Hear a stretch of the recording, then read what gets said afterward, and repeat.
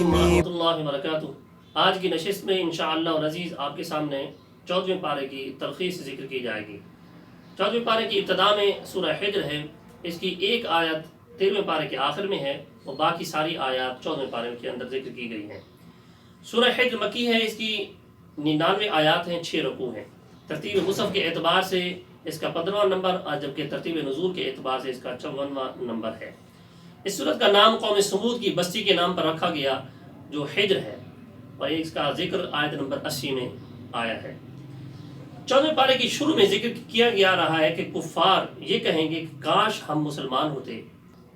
इसका शान नुज़ूल कुछ इस तरह है, जब कुफ़ार मुशरिकीन जहन्नम के अंदर चले जाएंगे, फिर वहाँ पर मुसलमान गुनहगारों को भी देखेंगे तो मुसलमानों को तंज़िया तौर पे कहेंगे कि तुम तो मुसलमान थे, उसके बावजूद तुम हमारे साथ जहन्नम के अंदर हो। तो अल्लाह रब्बुल आलमीन मुसलमानों के गुनाहों को माफ़ फरमाकर जहन्नम से निकाल कर जन्नत में दाखिल फरमा देगा। तो जब ये सूरत हाल वो देखेंगे तो उस वक्त वो तमन्ना करेंगे कि काश हम भी मुसलमान होते, तो इस मरने पे हम भी निजात हासिल कर लेते। इसके बाद आयत नंबर 9 के अंदर फरमाया गया कि कुरान करीम की हिफाजत का ज़िम्मा अल्लाह रब्बुल आलमीन ने ही लिया है। इसकी हिफाजत के ज़राए में से एक ज़रिया ये भी है कि अल्लाह रब्बुल आलमीन ने बहुत करम फरमाया कि इसको छोटे छोटे बच्चे भी हिफ्ज़ कर लेते हैं। अगर खुदा न खास्ता कुरान मजीद किताबी सूरत में ख़त्म हो जाए तो हुफ़ाज़ कराम अपने हिफ्ज़ के ज़ोर पर कुरान मजीद को दोबारा लिखवा सकते हैं। इसके बाद आयत नंबर 17 और 18 में बताया गया कि शैतान फरिश्तों की बातें सुनने के लिए आसमानों पर जाते हैं, फिर उन पर आग के कोड़े बरसाए जाते हैं। यहाँ पर कुरान पाक इस हकीकत को वाज़े फरमा रहा है कि शयातीन आलम बाला की खबरें आसमान पर जाकर हासिल करना चाहते हैं, ताकि ये खबरें काहिनों को आकर बताएं, फिर नजूमियों को बताएं, और ये लोग फिर कहें कि हमें गैब की खबरें मालूम हो जाती हैं। तो हुजूर नबी अकरम सल्लल्लाहु अलैहि वसल्लम की दुनिया में तशरीफ़ आवरी से पहले ये शयातीन आसमान पर जाकर फरिश्तों की चोरी छुपे बातें सुनते थे। अगर कोई कान के अंदर कोई बात पड़ जाती तो फिर इसमें सैकड़ों झूठ मिला देते। फिर मुस्तफ़ा करीम सल्लल्लाहु अलैहि वसल्लम की जब तशरीफ़ आवरी हुई तो अल्लाह रब्बुल आलमीन ने इनका आसमान पर जाना रोक दिया। अब अगर वो ऐसी कोशिश करे भी सही तो उनको शोले के ज़रिए मार भगाया जाता है। हमें बाज़ औक़ात सितारे टूटने के वाक़यात आसमान पर नज़र आते हैं। वो यही शोला होता है जिसके ज़रिए शैतान को मार भगाया जाता है। उसके बाद आयत नंबर 19 में पहाड़ की तख्लीक का मकसद बयान किया गया है कि ज़मीन को जब अल्लाह रब्बुल आलमीन ने तख्लीक फरमाया और समंदर में इसको बिछाया तो ये डोलती थी। तो अल्लाह रब्बुल आलमीन ने पहाड़ों को पैदा फरमाया ताकि ज़मीन को जमा कर रखे। उसके बाद आयत नंबर 26 से 47 में इंसान और जिन्नात की तख्लीक का जिक्र किया जाता है कि इंसान को सड़े हुए गारे की खनखनाती हुई मिट्टी से पैदा फरमाया और जिन को बग़ैर धुएं की आग से पैदा फरमाया। उसके बाद आदम को सजदा कराने का जिक्र किया गया। आदम को इब्लीस की सजदा ना करने की वजह बयान की गई। फिर इब्लीस को कुर्ब ख़ास से निकालने का भी जिक्र किया गया। सबसे पहला इंसान आदम है और सबसे पहला शैतान, सबसे पहला जिन, उसका क्या नाम है? उसका नाम जान है। इसके बाद आयत नंबर 44 में जहन्नम के दरवाज़ों का जिक्र है कि वो 7 दरवाजे हैं।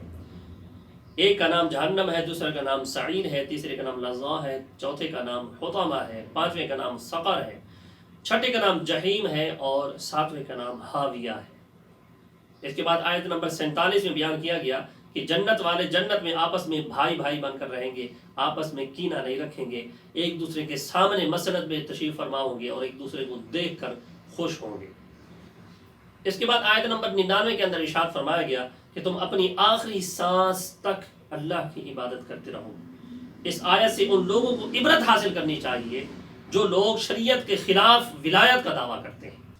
इसके बाद सूरह नहल है, ये मक्की सूरत है, इसके 16 रुकू और 128 आयात हैं। तरतीब मुसहफ़ के एतबार से 16वां नंबर और तरतीब नुज़ूल के एतबार से इसका 70 नंबर है। अरबी में नहल शहद की मक्खी को कहा जाता है। इस सूरत में क्योंकि शहद की मक्खी का जिक्र है, इस मुनासबत से इस सूरत को नहल कहा गया। इस सूरत में अल्लाह रब्बुल आलमीन की नेमतों का मुफस्सल बयान भी है जो अल्लाह ताला ने इस कायनात में इंसान के फ़ायदे के लिए पैदा किया। इस मुनासबत से इस सूरत का नाम सूरतुन निअम भी है, یعنی ایسی صورت جس کے اندر نعمتوں کا ذکر ہے۔ اس کے علاوہ اس صورت میں اکثر مضامین اللہ تعالیٰ کی توحید اور الوہیت، استحقاق عبادت میں منفرد ہونے اور اس پر بے شمار دلائل ذکر کیے گئے ہیں۔ شرک کی مذمت بیان کی گئی ہے، منکرین عذاب آخرت کے لیے وعید ذکر کی گئی ہے، مصطفیٰ کریم صلی اللہ علیہ وسلم کی نبوت اور رسالت کے اس بات کا بھی بیان کیا گیا ہے۔ اس کے بعد آیت نمبر 5 سے لے کر 11 تک یہ فرمایا گیا کہ زمین و آسمان سے پیدا ہونے والے پھلوں اور نعمتوں کا وضاحت کے ساتھ ذکر کیا گیا، انسان کا سمندر میں رزق کی تلاش کا ذکر کیا گیا، اور سمندروں میں مختلف زیورات میں استعمال ہونے والے چیزوں کا بھی ذکر کیا گیا۔ اس کے علاوہ اللہ کی نعمتوں کا ذکر ہے کہ اگر ان کا شمار کیا جائے تو یہ احاطہ شمار میں نہیں آ سکتی۔ اس کے بعد سورہ نحل کی آیت نمبر 35 میں مشرکین کا عذر بیان کیا گیا ہے کہ وہ کہتے ہیں کہ اگر اللہ تعالیٰ نہ چاہتا تو ہم ان کی بتوں کی پوجا نہ کرتے، حالانکہ اللہ رب العالمین نے تو انبیاء کو ہر قوم کے پاس بھیجا اور واضح احکامات دے کر بھیجا ہے، اور اللہ رب العالمین نے مشرکین کو بتوں کی عبادت سے روکا ہے کہ شرک مت کرو، لہذا ان کا عذر غلط ہے۔ آیت نمبر 66 میں ارشاد فرمایا گیا کہ اللہ کی قدرت کی نشانیاں ذکر کی گئی ہیں، ان میں سے نشانیوں میں سے ایک نشانی دودھ کا بھی ذکر کیا گیا ہے۔ اللہ رب العالمین نے صاف شفاف دودھ یہ انسانوں کے لیے نعمت بنایا ہے۔